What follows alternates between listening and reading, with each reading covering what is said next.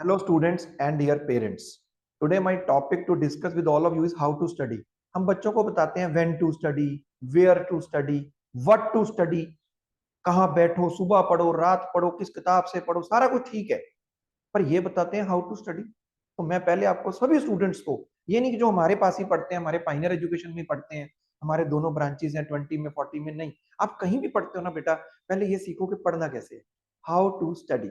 Right. For example maths की बात करते हैं। मैथ्स में है ए प्लस बी का whole square, A square plus B square plus 2ab। Why 2ab, ये आपने उसकी मैकेनिज्म देखना, उसकी उसकी डेरिवेशन देखनी, कैसे हुआ क्यों। कोई भी चीज है, अगर मैं बड़े स्टूडेंट से बात करूं जो हमारे 10 प्लस 1 प्लस 2 के स्टूडेंट्स हैं, बोलूंगा साइन 30 की वैल्यू, आप क्या बोलोगे सभी? सर 1/2। अब मैं पूछूंगा वाई, बहुत कम लोग हैं बता पाते हैं भाई। कई आप में से बोलेंगे sir 0 1 2 3 4 by 4 under root under root under root, और सर ये आ गया। सर बेटे ये तो चुटकुले हैं, ये ठीक है, इससे आपका आपका लॉजिविटी नहीं क्लियर हुआ, ये कैसे बना। अब मैं आपसे पूछूं साइन 58 की वैल्यू मुझे बताओ क्या होगी, आप कहोगे सर ये तो टेबल से देख के हम बता देंगे, आजकल मोबाइल हाथ में उससे बता देंगे। नहीं बेटे, मैं अगर आप 10th क्लास में हो कैसे बताओगे, 9th आईसीएसई में आप कैसे बताओगे। मैं आपको बताता हूं, जब आप पढ़ते हो ना, आपको उसका विजन क्लियर होना चाहिए। जैसे साइन है, अब मैं साइन 58 ही बताता हूं आपको, आप साइन 72 73 कुछ भी बता सकते हो, these are the fundamentals. Fundamentals ही क्लियर नहीं हमारे स्टूडेंट्स के इंडिया में। सी, आप एक लाइन खींचो, let us draw a line A B. इस पे आपके पास एक बहुत अच्छा टूल है, ज्योमेट्रिक टूल है हमारा, ज्योमेट्री बॉक्स, है ना। टूल क्या होता है बेटे? जैसे हमारे पास एक स्क्रू ड्राइवर है, ऐसे पकड़ा हुआ है तो screw driver, it is a tool, औजार। और जब ऐसे पकड़ेंगे इट बिकम हथियार, वेपन। जो आपका वो ज्योमेट्री बॉक्स है वो वेपन भी है, टूल भी है, ये आपको यूज करना आना चाहिए। अगर आपने यहाँ पे 58 डिग्री का एंगल बना दिया और यहाँ पे आपने 10 सेंटीमीटर का कट लगाया, 10 सेंटीमीटर, राइट। 10 सेंटीमीटर, सोची समझी चाल है ये। 10 सेंटीमीटर ही क्यों सर, बताता हूँ, 9 या 11 क्यों नहीं। यहां से हम परपेंडिकुलर ड्रॉप करेंगे यूजिंग कंपास, ये आप सबको आता ही है। अब हम इसको मेजर करेंगे यूजिंग स्केल से, ये x है, से ये x है। तो what is this now, it becomes x upon 10, point x, right. जो भी था ये डिवाइडेड बाय 10, ये 10 हमने इसलिए रखा था कि हमारा डिवीजन आसान। पॉइंट x हमारा साइन 58 आ जाएगा। अगर मैं बोलूं साइन 52, तुम बोलोगे सर अभी बनाते हैं 72 का एंगल, ये लो आ गया आपका साइन 72 78। बेटे ये सुनने में आसान है, अच्छा लगता है, पंडित बद्री प्रसाद हर हर भूले सोना चांदी तोले, ठीक है। पर विजन क्लियर हुआ उसका, उसका उसका डेफिनेशन क्लियर हुआ। साइन पी बाई एच है, तो इसका डेफिनेशन ज्योमेट्रिकली हमें फंडा तो क्लियर हो कि इसका हमने करना क्या और हम इससे क्या क्या कर सकते हैं, राइट।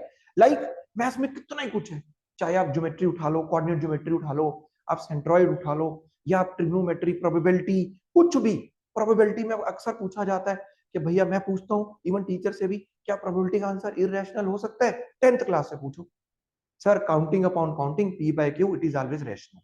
बेटे आपके एनसीईआरटी में ऑप्शनल में एक बड़ा अच्छा क्वेश्चन है कि भाई एक टेबल क्लॉथ है, डाइनिंग टेबल का, रेक्टेंगुलर, और उस पर एक सर्कुलर डिजाइन है, और हमने चम्मच फेंका, क्या प्रोबेबिलिटी है कि ये इसके अंदर डिजाइन में फॉल करे, चम्मच यहाँ गिरे, तो हम क्या बोलते हैं, pi r square upon length into breadth, total possibilities upon favourable possibilities.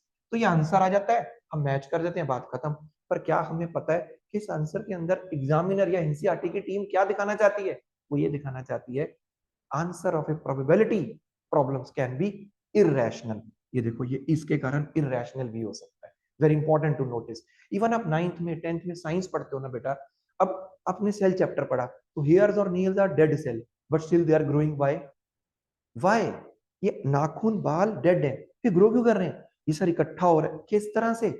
जब आपको इस तरह पढ़ना, जैसे छोटी क्लास में चले जाओ, इंग्लिश में आ जाओ, इंग्लिश जिससे हमने बाकी सब्जेक्ट भी संभालने हैं, हमारी इंटरप्रिटेशन ही सही नहीं होगी तो हम अपनी, जो हमारा अपना जो थॉट प्रोसेस है वो कैसे लगाएंगे सही।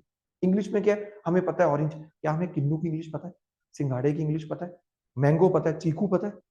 Lot of things, Hanuman ji का गुर्ज नोन एज क्लब पता है। जब हमारी वोकैबुलरी ग्रामर सेट होगी तभी तो होगा। पर सबको जल्दी है, सिलेबस फिनिश, क्लास फिनिश, अगली क्लास अगली, ऐसे नहीं बेटे। ढंग से पढ़ो, अच्छी तरह से पढ़ो, डीप एनालिसिस करके पढ़ो। आपका बेस्ट फ्रेंड होना चाहिए पढ़ते टाइम वाई। जितने आप वाई क्लियर करोगे ना, आप कभी मार नहीं खाओगे, because in education always remember this बेटे, more you learn more you Forget. More you learn, more you forget, more you understand, more you will be confident. जितना समझोगे उतना कॉन्फिडेंस आएगा, और जितना समझोगे याद तो रखना ही, ऑटोमेटिक मैकेनिज्म चलता है, डेटा इन डेटा आउट अच्छे सॉफ्टवेयर का। और अगर आप याद करोगे आप फंसो। मैथ्स को मैंने याद करते देखा क्वेश्चनों को, बच्चों को, this is very bad, wrong.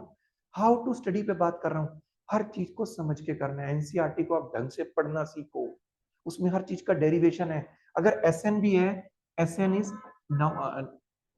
Some of n terms of an AP. मैं 10 प्लस 1 प्लस 2 की अगर बात कर रहा हूँ अभी, तो उनको तो ये समझ आ जाएंगे पॉइंट्स मेरे। थोड़ी छोटी क्लासेस में भी बात करूंगा बाद में कि आपको 7th 8th 9th को कैसे पढ़ना चाहिए, ठीक है।